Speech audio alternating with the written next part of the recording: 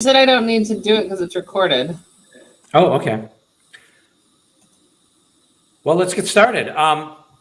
WGSN-DB Solo Network is excited to have you join Getting Started.LIFE with hosts Douglas Katz and Marya Carey Pleasant. I don't know where to start. We've all heard it. We've probably said it once or twice ourselves. Getting started is a common barrier to trying new things, reinventing yourself, living life fully, and even finding joy and fulfillment. In reality, all things have a starting point and a best way to begin. Getting Started.LIFE is about taking that first step. It's about jumping into a new endeavor, the do's and don'ts involved. Our goal is to help everyone meet their full potential and start doing. So let's get started. Great guest today. I get asked a ton, especially in the current market, how do I start real estate investing? And I think we're going to have another show in the future, but today we're going to talk about rental real estate and income producing real estate. And our guest, who I actually worked with before he became a recovering lender, now he's doing fun stuff and I still do lending, is Kirby Atwell, West Point graduate, founder of Green Vet Homes, which I would love for you to talk about, and then the host of another podcast called Living Off Rentals. Really knows his stuff. He's got a great following on the internet. So Kirby, how did you get into this? Oh, hey, Doug, it's great to be here with you guys. I really appreciate it. It's an honor being on the show. So how did I get started? Well, like you mentioned, I went to West Point, got out or graduated and was stationed down in El Paso, Texas. And this was in 2005. And I picked up the book Rich Dad, Poor Dad, which I think has been the impetus for many real estate investor to get started. And I read that book and just fell in love with the idea of real estate investing. And I knew this is what I was going to do forever, and I was obviously still in the military. I had a 5-year commitment, ended up staying in for 6 years and bought a few rental properties while I was in the Army. And then I just hit the ground running when I got out. I jumped from having the security of a paycheck on the 1st and 15th into moving into my parents' basement, getting out of the Army and trying to figure out real estate investing full time. And it was quite the shift, especially while reinventing, yourself, trying to figure out your new identity after being Captain Atwell in the U.S. Army to going to, this new life. So that was where I got started, and I can kind of share some of the journey from there if you'd like. Absolutely. But first, talk a little bit about Green Vet Homes, because you're obviously investing, but you're doing some other stuff as well. I would love to hear kind of about that. And, because we love vets, right? So yeah. What do you do with that? So, well, when I first started, I was flipping properties. That's what I did when I got out in 2011 of the military. I jumped into flipping because I was like, this seems like how everyone's making money. It seems sexy to buy these nasty properties and then turn them into these beautiful, these beautiful homes. And so I started doing that, and I did it for 5 years. We flipped about 70 properties. But what I realized was two things. Number one, I wasn't any closer to financial freedom from when I started. Even though we had made literally millions in revenue, we had spent just as much building this company and paying employees and paying for marketing and an office and all this stuff. So I was building no assets. And then the other thing was I didn't feel really fulfilled by it. I wanted, something that was that got me out of bed in the morning. And so at that point I pivoted and I decided to start buying rental properties. And I discovered this program called HUD VASH, where homeless veterans could apply for a voucher that paid for their rent, and they could rent any property they wanted with it. And so I was buying, rehabbing, and fixing up properties that I would rent to these homeless veterans using this HUD VASH voucher. And so that was the impetus for Green Vet Homes and the idea behind it. Well, awesome. I love doing good things. I know you were also involved for a while with the bunker, helping vets get businesses going. So, I love the fact that you're as much of a business guy as a real estate guy. Not that they're mutually exclusive, but you don't always see it. So yeah. If someone wanted to get started, what's the first thing that they should do? So just a little bit more about my progression, because I think real estate investors kind of go through these realizations that they have as they start investing. So you see very commonly people start with wholesaling, which is where you basically go out and find properties, can wholesale them to other investors for a fee. And it's a very easy way, common way to get started. They progress into then flipping And then they realize, like I did, that they have no assets and they're not building wealth. They just have a high paying job. So then they start building some assets. And then after I started doing the long-term rentals, I realized it's still very unsteady. These voucher tenants, there's some challenges that come with it. Obviously, they're higher risk tenants.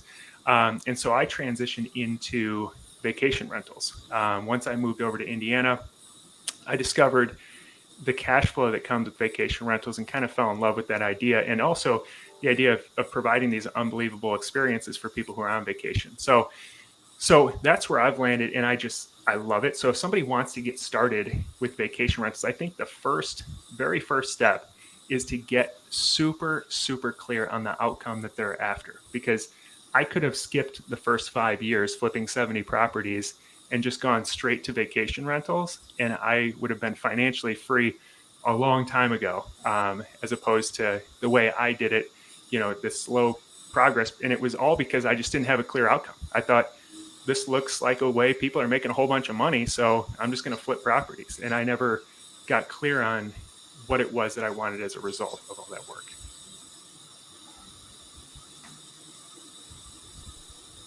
I think Doug might have froze up there, but I think Doug did freeze. I'm back. Sorry about that. They were both waiting for you to say something because you always jump in and it was nothing. Did you sabotage my internet so you could keep me quiet? No, but it's a great idea. So I think a lot of people, as they're looking at getting involved in real estate, are just overwhelmed by the how, right? Which is why we're doing the first 5 steps. Yep. Where would they go, or how would they look at this bigger picture to kind of determine where they want to end up or how they want to experience this? Great question. Yeah. So what I recommend is look at all the possibilities of, if you have cash that you can invest, where does it make the most sense with not just real estate, but all the investment options, to where you're going to get the highest return for the most secure investment, and it's going to lead you to the place where ultimately you want to be, which for most real estate investors, that's financial freedom.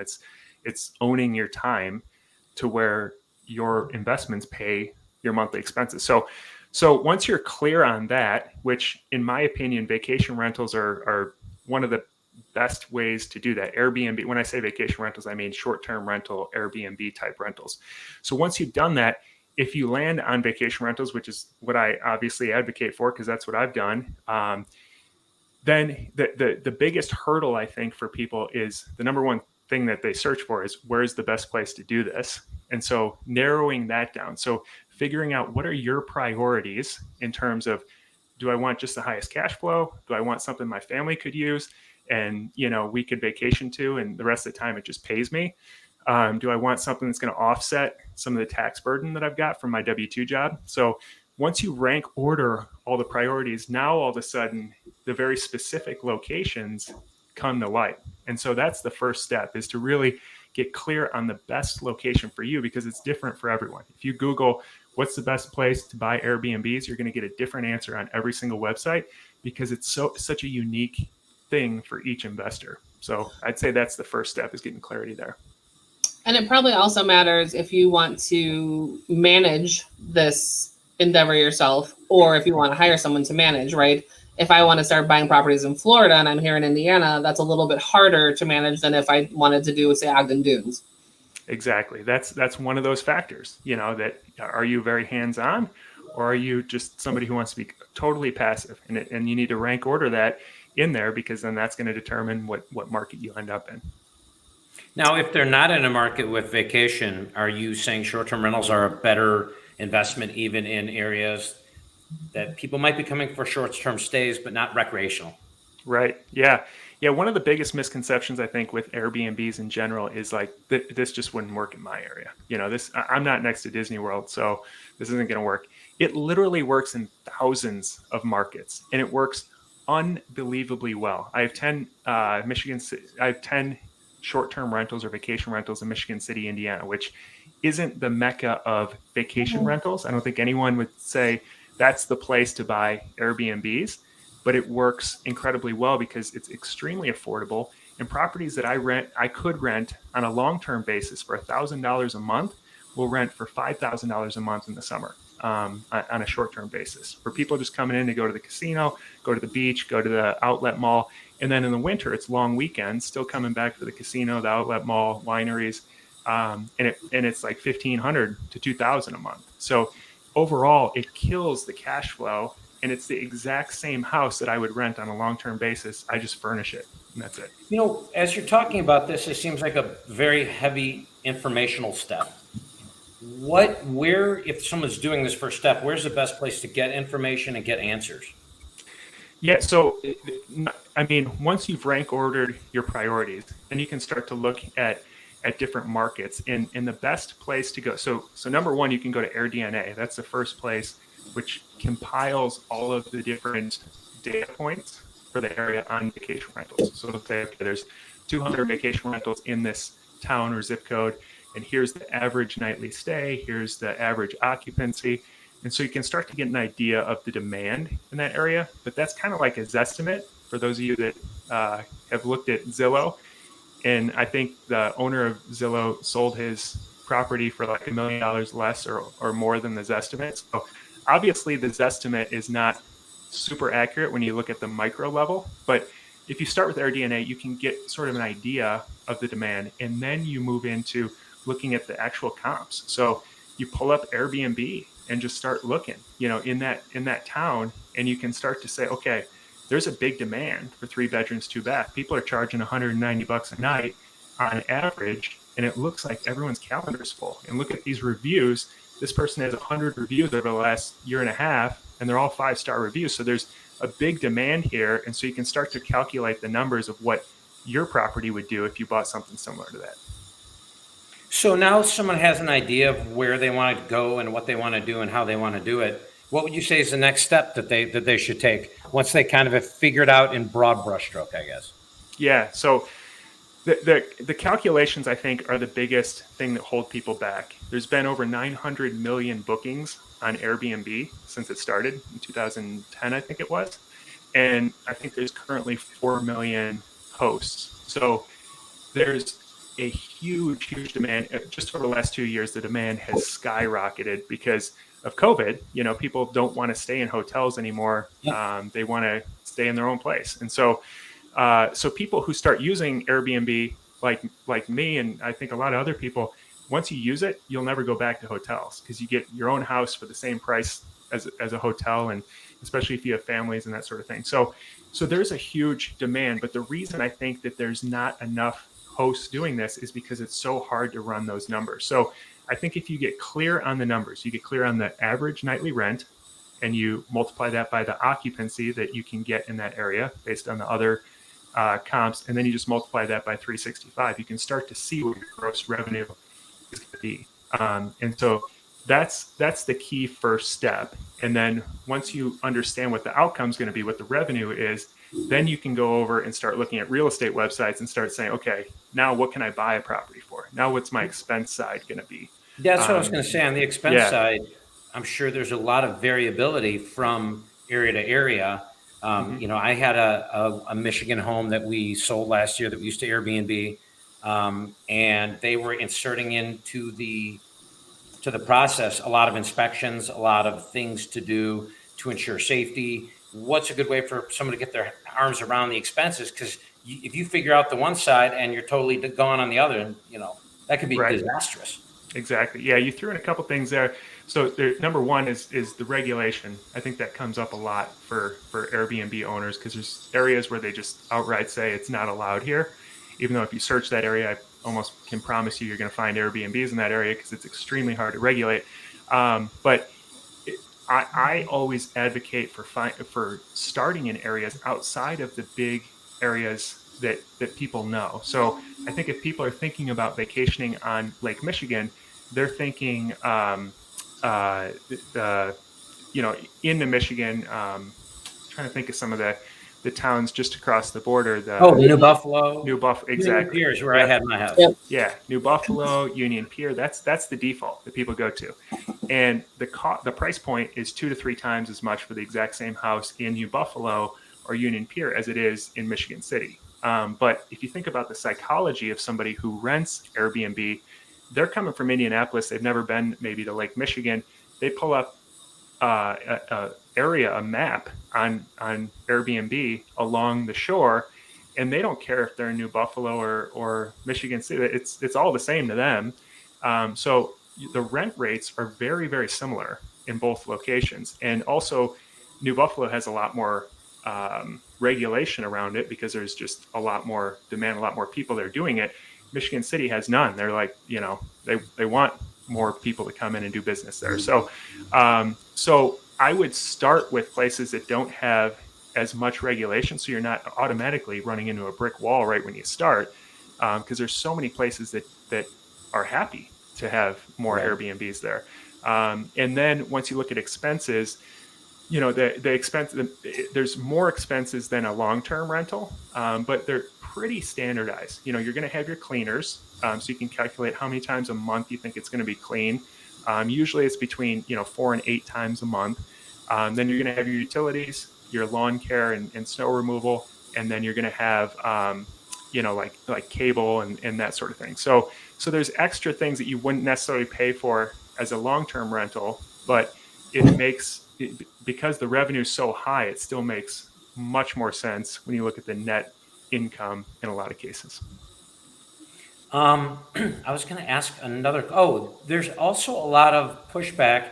I know where I moved from, because I just moved this year, Oak Park had an Airbnb have like a crazy party. There was a shooting, and that was going to affect a lot of things. Kind of unrelated to, but informative to people. What do you think is going to happen with regard to that? Some municipalities saying, geez, this presents a danger to next door neighbors. It presents a danger to a lot of different stuff if misused. Yeah. I love those stories on the national media, about the shooting that took place, at the one Airbnb. They don't talk about the other thousands and thousands of stays in that exact same city that were just amazing stays. Family came and it was, they had a great time and left and everything went great, because that's by far the vast majority, but it just doesn't sell in the media. And you could also talk about the shootings that happened in long-term rentals, and I guarantee there would be a lot more. But people love to talk about how terrible short-term rentals are. That makes the front page. And so I think it's a great opportunity, to be honest with you, because if Oak Park eliminates Airbnbs, like I said, there's a massive demand for Airbnbs right now. People are going to stay in Airbnbs. So people who want to go to Oak Park now, they pull up a map of that area. I promise there's still going to be some who rent out in Oak Park. They just don't care about the regulation.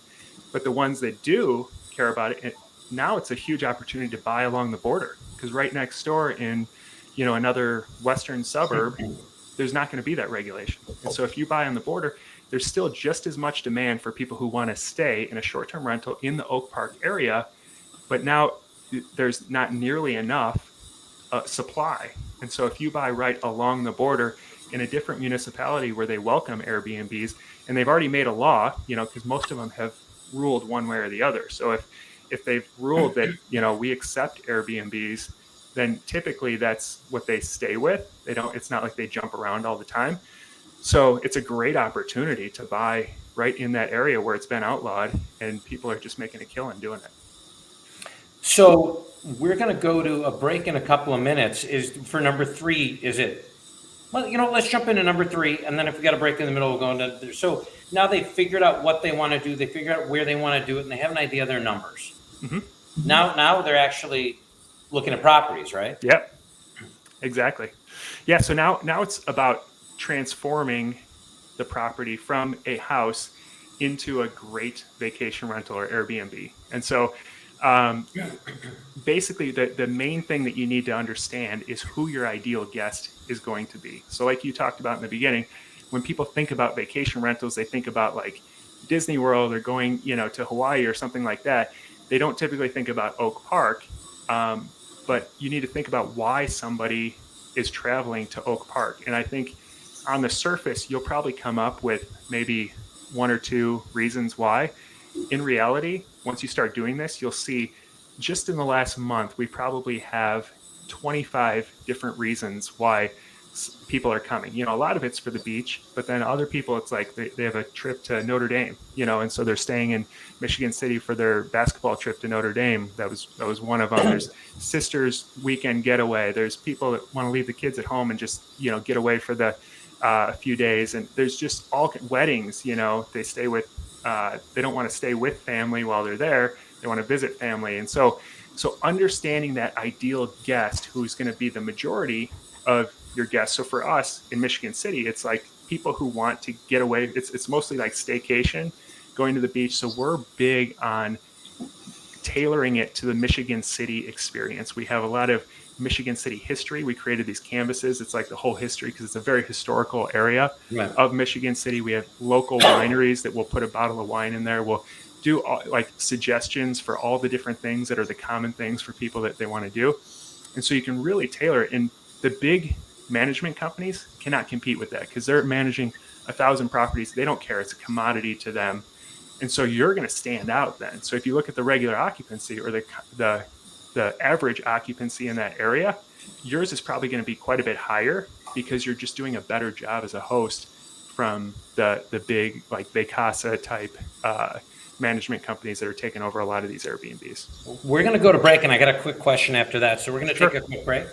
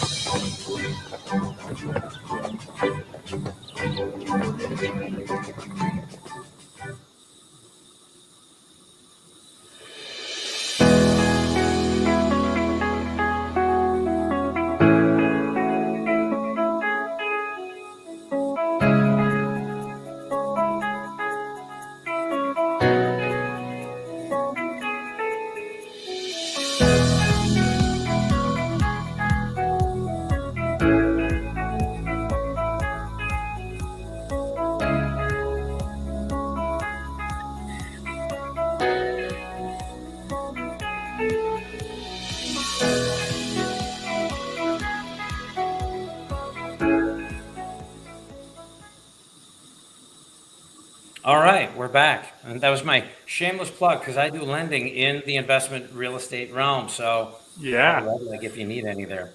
That's going to be one of my steps. So okay. There you go. Well, so now the question I had is, as they're trying to figure out these perfect guests, you have to kind of step outside yourself, right? Because you're looking at everything from your own perspective. When you might be buying in an area, it's lucrative, but you don't necessarily understand those guests. Yeah. No, I think it's a combination. I think it's less than, like when I was buying long-term rentals, this was the big challenge for people is like wrapping their head around. This is not the house that's my dream house. It's a rental property that maybe is somebody's first rental out of college, and so it's going to be very different than the dream house that you might want to live in yourself. So, but I think from a vacation rental standpoint, it sells because of your personality. It sells because of the experience that you can provide. That's why people want to stay in these as opposed to the commodity hotel. It's the exact same all the time. So we do incorporate our story. We have it on a placard in there. My wife and I's story of how we got into this. We incorporate, here's our favorite restaurant. It's the top sandwich place in Indiana. It happens to be in Michigan City. You've got to eat a sandwich there while you're here. Wait, where is that by? Because I don't know if I ever ate there when I used to drive through. Panini. You got to go there if you haven't been. Oh man, I've never, all the times I drove through there, I never went there. Yeah, it's on Franklin Street there. They owe you a free sandwich for that plug at least. Yeah. We've promoted it so much because it is just fantastic. I don't know how they make the bread that soft, but I digress. But yeah, so people love that absolute, that the personality. So yes, that you do want to separate yourself in terms of, there's going to be other reasons that people are traveling that you probably wouldn't travel for. And so think through those and what might they need as a guest, but then also incorporate your personality into it, because that's the feedback we get is like, we loved that aspect of it. We checked out this place you recommended, and so it's a combination. Now, when you're talking about the budget and the experience and all that, this is before you found a property?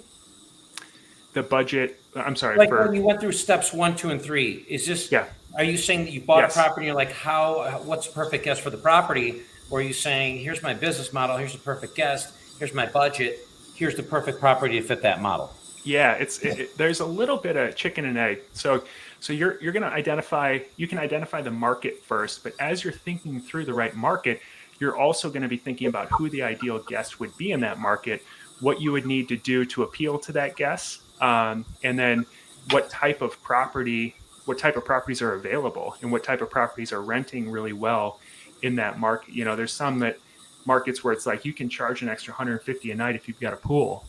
So how many houses in the area have pools, and so you start to think through the house, the area, and your guest all at the same time. So it's a little bit of all of it. So, Mariah, did you have a question? I was just thinking, so when I use Airbnb, the reviews are crucial to my decision-making process. Yes. And it is the ones where you have the more character or the special touches. Because what you don't have when you go to an Airbnb that you often have at a hotel is the hotel staff, right? If a pipe bursts in your hotel room, they're going to move you to another room. You're going to blink and you're going to be fine because you're on vacation. It's not your problem. And you want that same feeling in an Airbnb. And I think when you see that the owners are paying that level of attention to detail to give you sandwich recommendations, you feel a lot more comfortable knowing that if something happens, you're going to have that same vacation experience. Exactly. Yep. Yeah. And we have an awesome team member now. So our first one was in our basement when we moved to Beverly Shores. We finished our basement. It was a separate apartment, and my wife would clean it in between kids napping and guests checking in and checking out. And it was all us, and so I think that's a good way to start to kind of learn it. But now we have a guest relations person who their job is to respond immediately. They as soon as a guest request comes in or a guest issue or anything. So you're absolutely right. Communication is one of the key features that drives the 5-star reviews, which gets you more bookings and continuous bookings. And I can say, based on my experience, finding good cleaners and all, we could never find a good cleaner. Like, it was impossible. Yeah. And it was brutal. That's partly why we got rid of it. It just got to be, we were driving out there again and again to check their work. And it was just like, so. Yeah, that is a challenge. That's for sure. Yeah. And I think using subject matter experts in the area, listing agents that are on the ground, I like to work with and tap into, because they're constantly referring their clients, cleaners and handymen, and so I'm like, who would you use in your house? And so it is a challenge. I mean, it's a business. You've got to check up on them, but I think there's systems you can put in place to help alleviate some of that headache.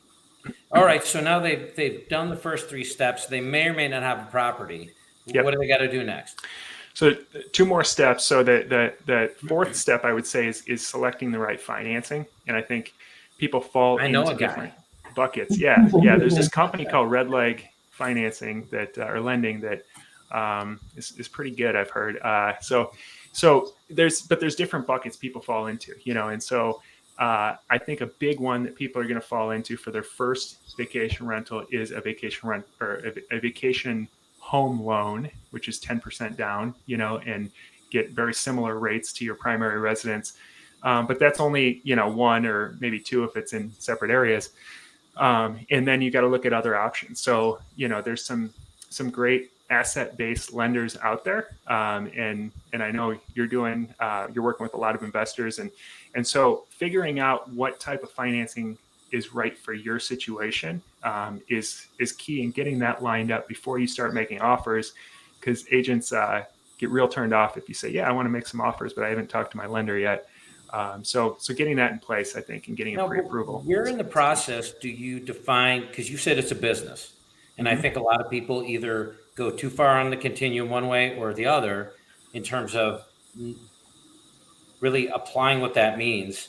But there's liability questions. There's higher rates if it's a business. When should they define whether they're an LLC or an S corp or C corp, and figure out where they're going to put the assets? Yeah, good question. I would recommend right from the start setting up an LLC that separates the business activities of this vacation rental from your own personal activities. If you're using a vacation rental loan that's based on your W-2 income, obviously you're going to have to close in your personal name, but you can still set up your LLC and operate your management and all the income and expenses out of that LLC bank account. And I think that's a great idea. And start trying to separate, the two. In terms of, the business tasks, or I guess treating it as a business, like it's a fine line. Again, with vacation rentals, people stay with us. They mention our names personally in each of the 5-star reviews. Kirby and Taryn were awesome hosts. Like, we had such a great time with them. They're personable, and so we don't want to say just we're a ABC corporation that's renting this house out, because those are a dime a dozen. Again, that's not what appeals to people. People want to stay with other people. They like having hosts that are kind of not hands-on. Like, I'm not going to show up to your property, but I'm going to be there, and you've got a face to put to the name and that sort of thing. So accessible. Yeah, exactly. So I don't want to make it too corporate-y, even though I do treat it as a business behind the scenes. It's a personalized business, I guess. So now they've got their financing squared away. And they would need that before they got the property. So I'm guessing that's more in the situation where they haven't. One thing that probably touches on all this stuff: partners or no? Like, where are you on that one? Is it better in the beginning to pool resources with people with different skill sets? That's a good question too. Yeah. So I've had a lot of experience with different partners over the years. When I started in 2011, I partnered with 2 friends from high school, and we started the flipping company together. And we were basically equity owners in one LLC. So I owned a third of it. They each owned a third of it.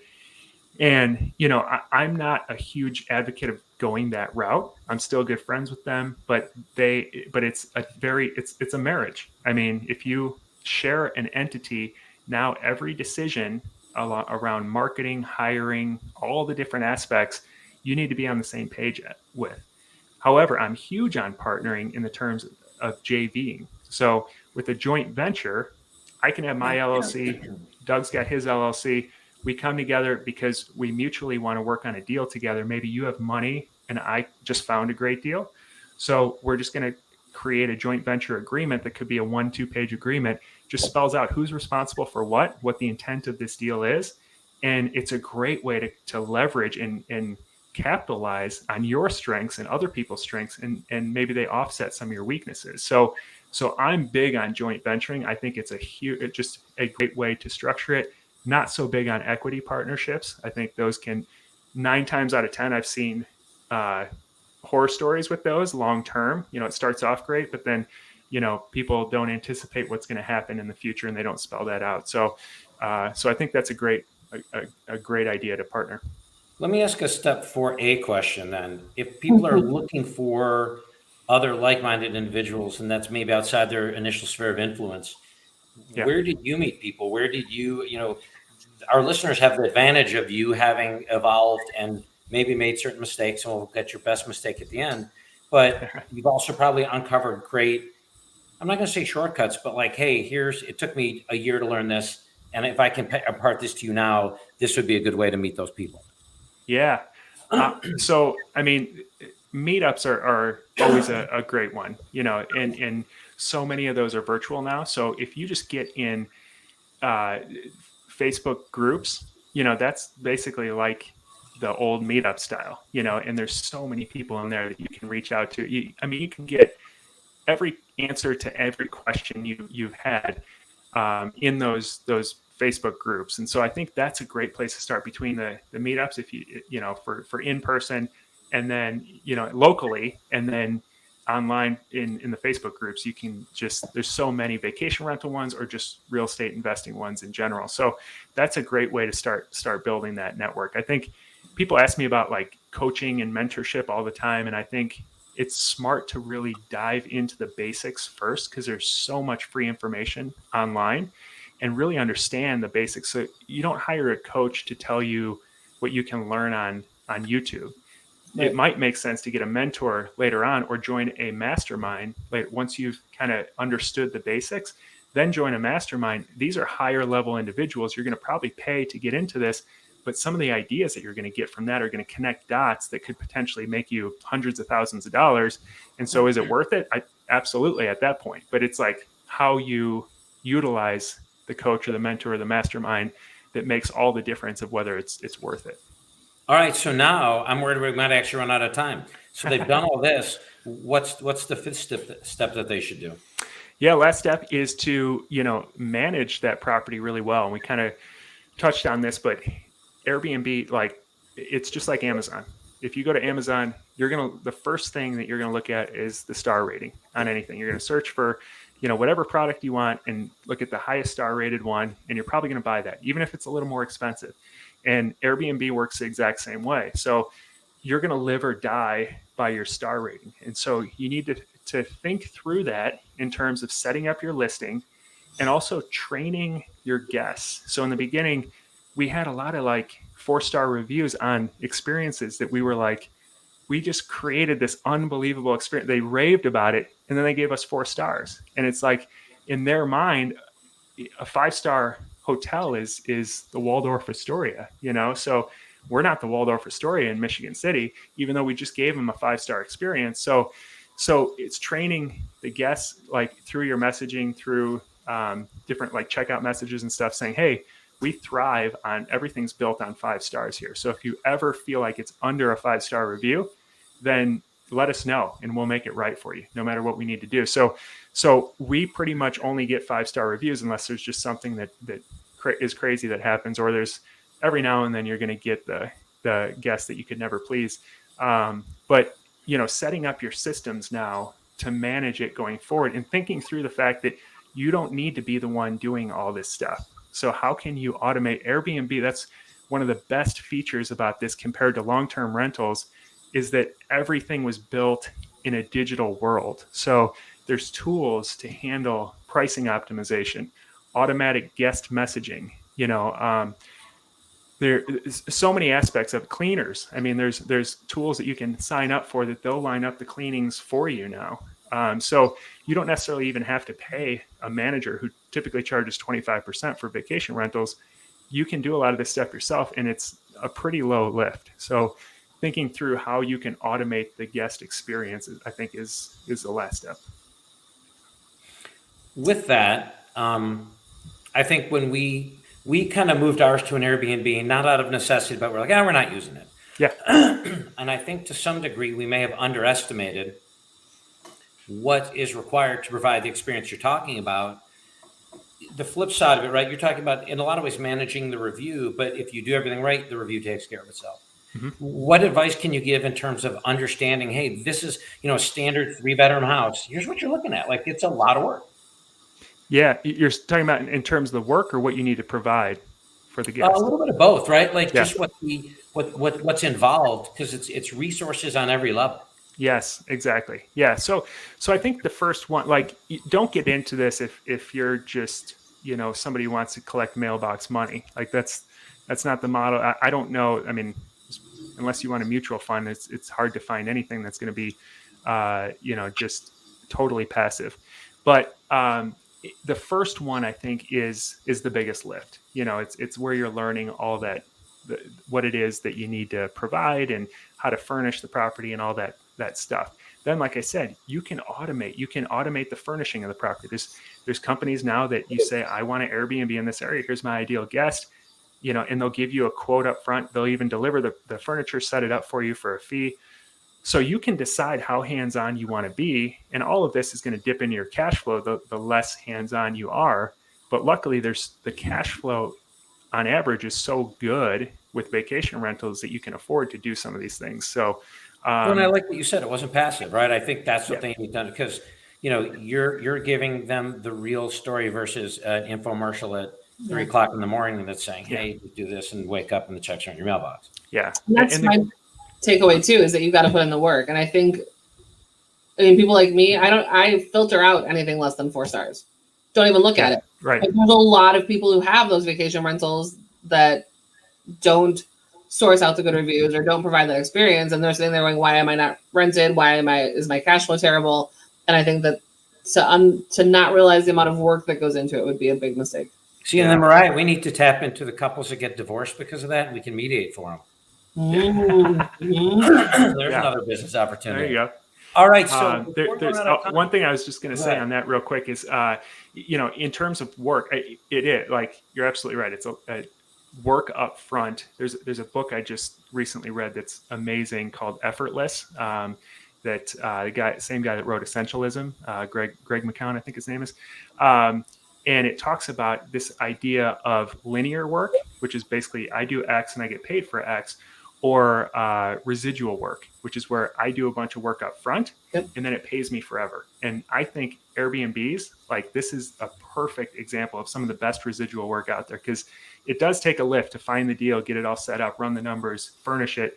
But then now it's like automated. I had check-ins and check-outs today after Labor Day weekend. We had probably 4 of them today, and I wasn't involved at all. And it just kind of flows now. So, well, you know, and I'm going to throw, probably before we go to the mistake, a close 5A or 6, you read a lot, it sounds like, and you look at it as a profession, and I'm going to use the old sharpen the saw, but it sounds like this isn't about, hey, I've learned everything and I'm making money. It's, I'm going to learn something new every day. It's going to make my business better.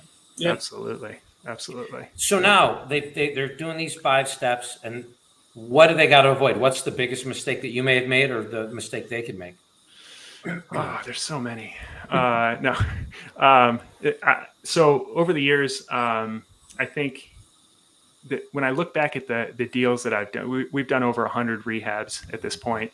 And that's really where I focus on looking at deals. But as I've gotten more into vacation rentals, I've realized that I can get the same return with a lot less headaches and stress. So I think initially one of the big mistakes that I made was thinking that I needed to find these really nasty houses and gut rehab them. And so in the beginning, I was doing rehabs in Chicago where we'd chop the roof off and make a second story on a ranch just to sell it for a lot more money. And I was underestimating the amount of headache that goes into those. And so I think, a lot of my aging came as a result of working with some contractors. There were some experiences I had where literally they walked off with 6 figures. And it wasn't like just one, it was like it gets really messy in the middle of giant rehabs that are going on. And you've got a lot of different trades working in them. So it can seem on TV like, that's the model to making tons of money, because you watch Flip or Flop and it seems like they're all making just a killing on these rehabs. But you need to look at deals holistically, because if I can avoid a 6-month rehab and start cash flowing day one on a turnkey property that I buy from the MLS, and it's cash flowing at the rates that Airbnbs are cash flowing, sometimes I can make just as much as I would on the equity of a rehab if everything goes right. Sometimes, it doesn't, and you're upside down at the end of a rehab. So you avoid all that risk, all the life force being sucked out of you of working with some of these contractors, and you can just get going right from the start. So I would say my biggest mistake was not holistically looking at my outcome first and then comparing deals apples to apples, not just, well, what's the net amount I can make at the end of this flip? It's like, well, what's the time it's going to take? What's the opportunity cost of not doing other deals? All the different factors that go into it. What? Oh, go ahead, Mariah. Okay. Well, and what's interesting is being on the lending side. I can't tell you how many people I talk to say, I want to get into real estate investment, but what they're really thinking is I have to, and they have no patience. So they're trying to find these flips. They're overpaying wholesalers. They're overpaying on flips, because some flips can make sense. I know guys who have business models where they're smaller flips and they're doing well, but they're like, I've got to get into real estate investing. And then you see what they're buying and you're like, that doesn't even make sense. Yeah. Or they've got a bunch of cash. Like right now, I've been reading a ton of articles about the ending of forbearance, the ending of, a foreclosure moratorium. There's going to be properties hitting the market, and all of a sudden this peak market is going to be low. Not great if you're flipping right now, but if you're looking for rentals, I'm guessing it's going to be amazing. Yeah, absolutely. So it's like, not just looking through that narrow lens, like look holistically when you're analyzing deals. So I really want to thank you, Kirby Atwell, coming to our show, talking how people can start making income. And, Mariah and I deal with a lot of divorcing people, sometimes who are sitting on a lot of assets. And I get asked about this, right? Like, hey, I want to turn some of this cash I'm sitting on into residual income that I can make. And for some of the clients I have, this is easier than reinventing themselves another way. So I think it's great for that part of my audience. I know if people want to find out more, they can check out livingoffrentals.com. Is that recorded live, or how is that delivered? Is it wherever they get their podcast? Yeah, so on livingoffrentals.com, we've got a link to the podcast. And we're at like almost 100 episodes at this point. And then we've got the YouTube channel, and there's a link there to the YouTube channel as well, with another 200 and almost 50 videos on our YouTube channel. And then there's a webinar there as well. So if you go to livingoffrentals.com/webinar. Mentor people as well? I have a program where I'll help people with their first vacation rental. Because I think that's the one that's always the hardest for people. So it's a very specific program that kind of goes through very step-by-step methodically to get someone a high cash flowing vacation. So it sounds like if they go to Living Off Rentals to talk to you, they're going to do all 5 steps and eliminate the mistake. Yeah, exactly. Sounds like a great way to go. Ideally, I want to thank you again. Is there anything you want to leave our listeners with? Again, figure out your outcome before you start. That's the biggest piece of advice. I stress that all the time before I do anything, before I start a project, before I, get on a webinar, before I do anything. It's like, what do I want out of this? Because time is so precious. So you got to figure out that outcome and stop just doing things because that's the way you've always done it. That's great insight. So I want to thank everyone for joining us for today's show. If we inspired you to get something started today, then we did our job. If there's something that you want to start, let us know. We'll find the expert. We have some great shows lined up, and we're going to start promoting those. But if you have a passion for something that has changed your life and you want to help others get started, let us know. We'd love to have you on the show as well. Sounds good. You've been listening to Getting Started.Life with hosts Doug Katz and Mariah Carey Pleasant on the WGSN-DB Solo Network. Thanks, and we'll see you in 2 weeks.